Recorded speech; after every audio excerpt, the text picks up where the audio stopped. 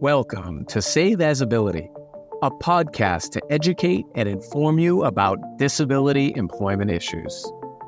My name is David D'Arcangelo, and I'm your disability policy expert. Hey everybody, welcome back for another episode of Save As Ability. It's David D'Arcangelo, great to be back with you. And we have a guest today, a great guest.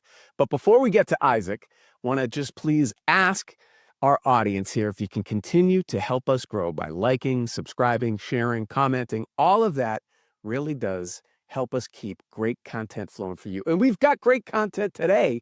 Matter of fact, the guy who's in charge of great disability content, creative content, Isaac Zablocki. Welcome in, Isaac. Thank you so much. Thanks for having me. I'm excited to be here. It's great to have you. And Isaac is in charge of the ReelAbilities Film Festival, which is probably is it the largest, Isaac? If not, it's one of the largest and most influential gatherings. We say leading because, it's not about size, it's about quality. Right.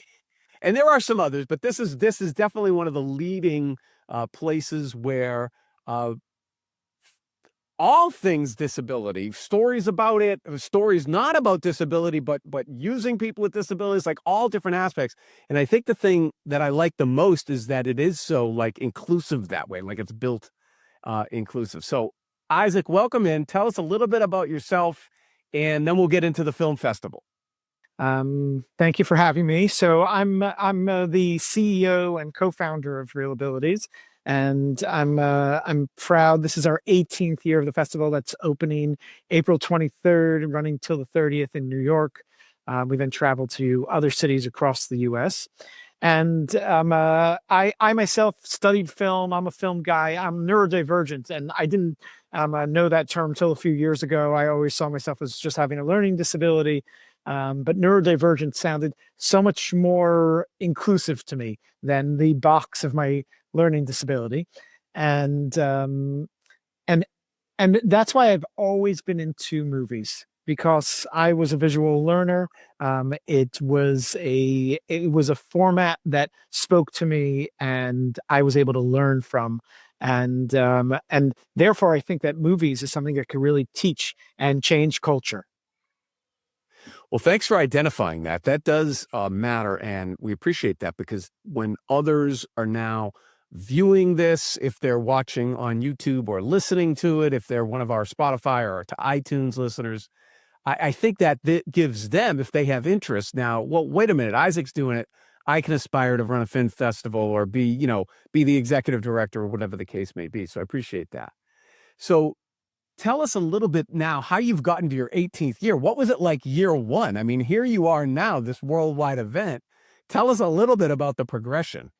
Oh, it's come a long way, and there's really been a whole movement behind us. The world has changed. I mean, I think about year one, we didn't know anything about as much about accessibility as we know now. I remember year one, we created audio description just for select films. And now we do it we've been doing this for probably 15 years. We've made it for absolutely all the films, because you shouldn't have to come in and ask, is there audio description for this one? No, automatically you're coming into ReelAbilities, you're having accessibility available. So that's been a major change. We've also moved to a place, one of the big changes is we're seeing more filmmakers with disabilities making their movies. And getting those first person stories has always been crucial for us. And we just have so many more to choose from these days. Yeah, and it's really powerful, these stories, because everybody has a story, right? People with and without a disability.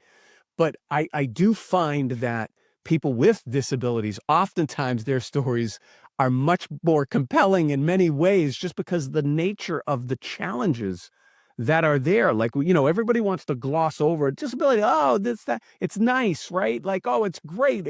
All of these, inspirational and all this stuff. Yeah, okay, that's good. But the reality is there are challenges there. That's the nature, that lack of, right? So I value that you're genuine and authentic that way. So we kind of avoid the inspirational stuff. We avoid the cliches. Our new tagline is reframing disability, because disability has been seen in such a specific lens in the, I'd say, mainstream media and movies specifically. And There are so many different stories, and you're absolutely right. I mean, the key to drama, put in disability there, that adds to drama. Tell it well, give it a high quality production value, and make it authentic, make it real. And you'll actually, the movies that I love the most are not the ones that are about the disability, but are rather ones that just happen to include disability as part of the experience, as part of the film, that might add some dramatic value, might add some real creativity and think outside the box, which is, of course, again, what makes great movies. Right, right. And who was it? Sid Field, drama is conflict. So there's that, there's that natural kind of back and forth, which I think is great, makes the movies interesting. All right, let's get in now to the festival, because it's more than just screening movies or giving awards. You've got a whole big series of events here. As I was going through your website, this is like a 3-day, you got panels, you've got screenings, you got all kinds of stuff. Take us, for people who are interested, what are they going to get if they come to ReelAbilities? So the festival runs April 23rd to the 30th. We're in over 20 locations throughout the New York metro area, and that's for geographic accessibility, because we're all about accessibility. Then within that, April 27th and 28th, we have an industry summit where it's 2 afternoons filled with just great panels and events relating to film and performing arts in general. It's sponsored by the Mayor's Office for Media and Entertainment, and we try to take it to the next level in terms of accessibility inclusion. And I sit there every year. I help plan these panels, and I sit there and take notes because I find these panels so interesting.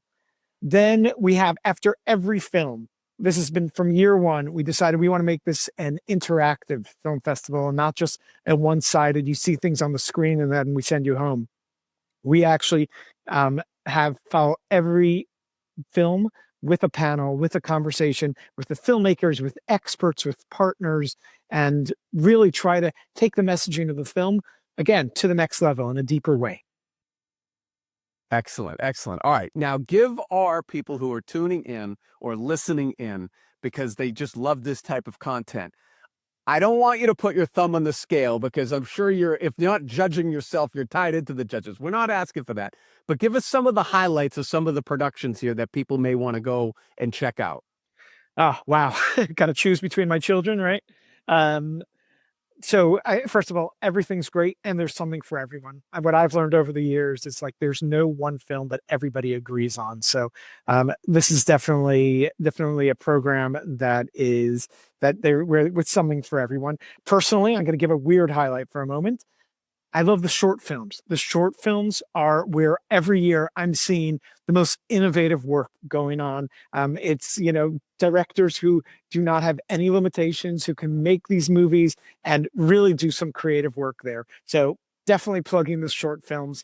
Our opening night is a great example for a film. It's called Lone Wolves. It's an American independent film, New York filmmaker, made authentically. The writer-director is someone with autism who will be with us for the event. And this is the lead star of the film too.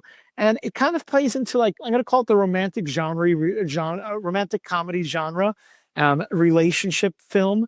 And it's about a high school couple who meet up again 20 years later with hopes to get back together, only to discover that one of them actually turns out is a late diagnosed person with autism, and that, again, the disability there adds for some drama and a little wrench in the system. Yeah, I think I read or saw the trailer on that. It's like a dramedy. I was interested in that. I had just seen Daruma. And then, of course, going back, you mentioned short film. Our friend Doug Rowland, who we've had on the podcast here with Feeling Through. So where do you see the trend going in the past, few years? It definitely seems like now these films, both made by people with disabilities, storylines about disability, do we see that trending up into mainstream Hollywood, motion pictures? Do you see it entering more? And that's kind of our goal, right? It's not happening enough. I like to think we're trickling up, and people who have come out of our festival over the years have gone on to do great things and even win Academy Awards. We were showing the materials from the folks from Coda way before anybody knew who they were. And I think Hollywood still has a lot to learn. They've taken a couple of great steps forward, and there's definitely a little bit more inclusion, a little bit more authenticity, a little more thoughtfulness in the process. Maybe they're even coming to us and asking us for some ideas, connections, perspective on it all. But there's a long way to go. We're 25% of our society, and that is not even the representation is sometimes, between 2 to 3%. So there's not enough there. What I do see, you were talking about like the trends, how things have changed from year one. And it's amazing like early on, there was nothing American being made. It was all the big narratives were coming from Europe. We were seeing documentaries out of America, but no real narratives. Now, every year, we see a real great number of independent American-made narratives that are authentically made. So this has definitely been a huge change. Yeah. Yeah. Well, that's great. So, all right, Isaac, this is terrific. We thank you. But as we conclude here, tell people how they can learn more about ReelAbilities if they want to attend and, get involved in some way. So ReelAbilities, first of all, reelabilities.org/New York takes you right to our lineup. We definitely need all the support. This is a small nonprofit that can use any kind of support that can be given, from volunteers to sponsors to actually donations. So we love to get people involved. Most importantly, get the word out and bring people with you to these films. These films are amazing, and some people are hesitant about coming to a disability film festival. Either they say, I live disability, I don't need to see these movies, or they say, I don't live disability, so I don't need to see these movies. Everybody's wrong there, because these movies are great and they're for everyone. So they stand on their own as entertainment. Bring people in and break that taboo. All right, that's great. Well, Isaac, we thank you for what you're doing. We appreciate you, and we can't wait to see the winners. Maybe we can have a follow-up or send us some guests of some of the winners too here. We definitely have a disability thread that's been running through here the past 6 months of our Say Visibility episodes, so we appreciate you being part of that. I would love that. Thank you. Okay. All right, Isaac Zablocki, thank you, and everybody else who's involved with your festival. Can't wait to see some of those films. So I hope you liked this episode. If you did, please help us like, subscribe, share, comment. It does keep great content flowing for you. So it's David D'Arcangelo, another episode of Say Visibility, and I hope you have a great day. For more information about disability employment issues, please visit our website, disabilityemploymentsolutions.com. The Save As Ability podcast is available on Apple Podcast, Spotify, our YouTube channel at Disability Policy Expert, or wherever you stream your podcasts. Subscribe, stream, rate, and review our shows. Your ratings and reviews help our show reach new audiences. Produced by Pod Pro Entertainment. Save As Ability lives within a network of podcasts located at podproentertainment.com. #TheNewRadio. Again, my name is David D'Arcangelo, and I'm your disability policy expert. Until next time, thank you. I hope you have a great day.